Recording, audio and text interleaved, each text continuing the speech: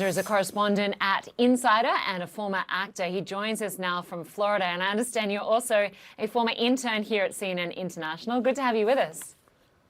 It's a pleasure to be here. Thank you very much, Linda. Great to be on with you.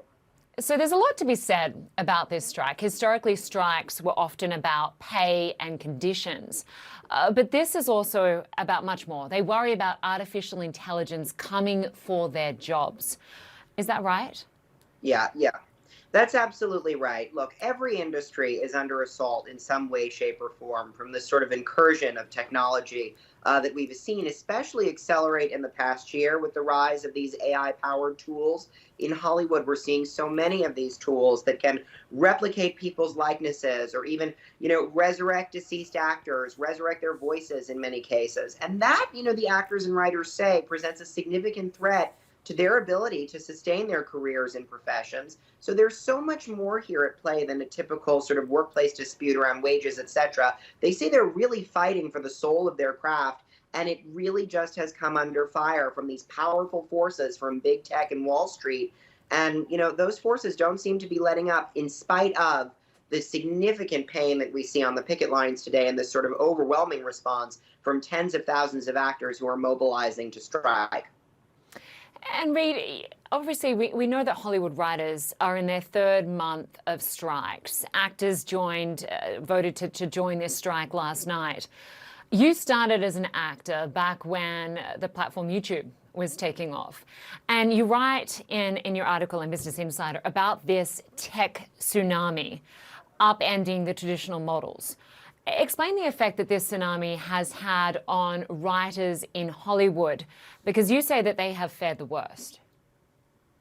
Yes, that's absolutely right. Years ago when I was starting out as an actor, 15, 20 years ago now in Hollywood, I'll give you a very interesting example. I was on a show called iCarly for many years that was on Nickelodeon. Fast forward 15 years, the show is back. It's now on a streamer. So let's think about the economics between the original iCarly versus the new iCarly, or really any shows in the streaming era, both for actors and for writers.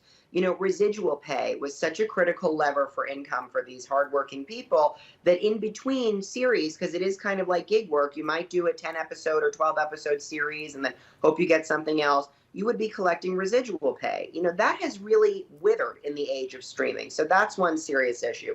Writers are also very worried about, in this age of streaming, shorter seasons. And in sort of cable network world, you might have 25 or 30 episodes for a season of a show. And now it might be 10. Think about it on the streamers that you and I watch. They're concerned about a topic called mini rooms, which is essentially a mechanism to control headcount of numbers of writers. So there would be fewer writers staffed on projects, fewer writers, fewer jobs, fewer people collecting an income. I think the fundamental thing to think about here is 15 years ago was the last writer's strike for 100 days. And Netflix was like barely a whisper. It was a mail order DVD service. Nobody knew what Apple TV Plus would turn out to be, or Disney Plus, or Hulu. These are all sort of inventions of the digital age. And the stakes have gotten so much higher from that strike to now for both sides. The studios as well say that streaming has put a real pressure on their ability to turn a profit. So all sides trying to figure out this new landscape for economics here. But at the heart of it are performers and creators who say that they're Hollywood's longest running denizens. They've been there since the beginning, but they're somehow getting impacted the worst.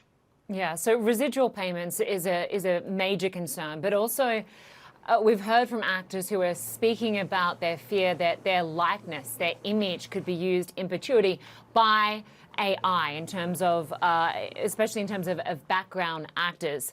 You write about how this appears to have the ingredients of a somewhat dystopian movie, showbiz versus robots. And there's no doubt that artificial intelligence is going to take jobs in many industries, including the entertainment industry.